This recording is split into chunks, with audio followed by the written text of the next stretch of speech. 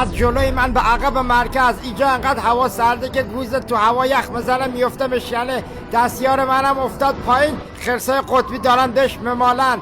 آقا امشب کریسمس زیدم میخواد بیاد خانه، منو درست کنید.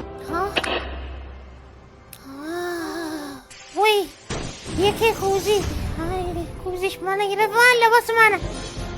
واو یس مدک قوی رفتم.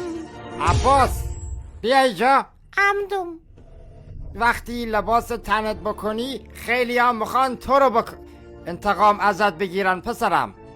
یه سری خاطرات الان میگم بعد بریم سراغ اصل مطلب. خب listen carefully to your پدر motherfucker.